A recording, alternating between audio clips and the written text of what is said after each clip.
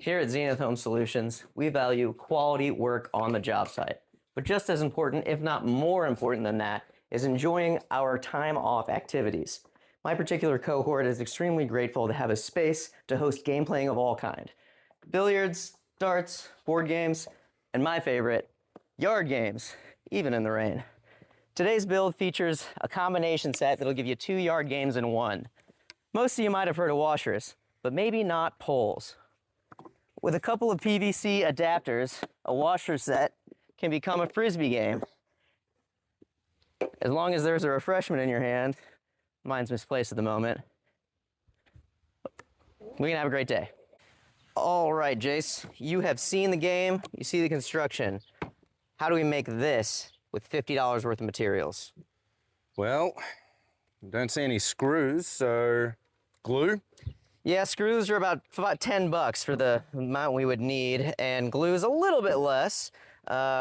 We will glue it, but not in this formation. That would be end grain to side grain with a 2x4, and it's not going to be as strong as I'd like it to be. These guys have lasted me 10 years, so I want this next set to do the same. Well, if we sort of route out like a join for it to fit in? Sure, yep, joinery will be the plan. I'm thinking a box joint, a couple fingers on this, some offset fingers, and they'll interlace. Okay, how about this guy? What do we do with that?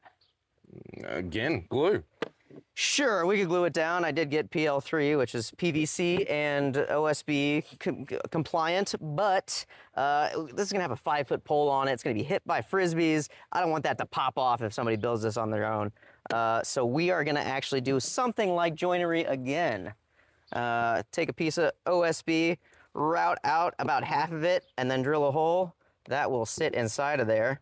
We'll do the same thing again with out to the hole to sandwich it between, and that whole assembly will slide in to a groove that we route out, or actually use a dado blade to route out, much like a drawer.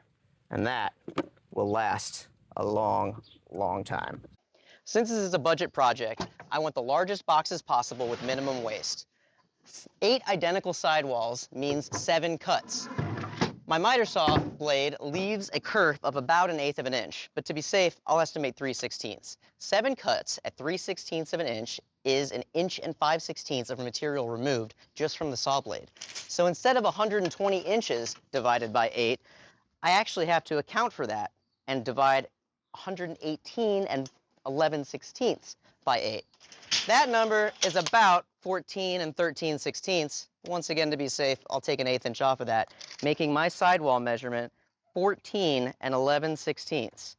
That number sets the design for this entire project. I just happen to need to figure it in the parking lot of Home Depot so I could get this 10-footer into my sedan. Just got my truck back today. All right, Jace, set a stop block on the miter saw at 14 11/16. Let's make some sidewalls.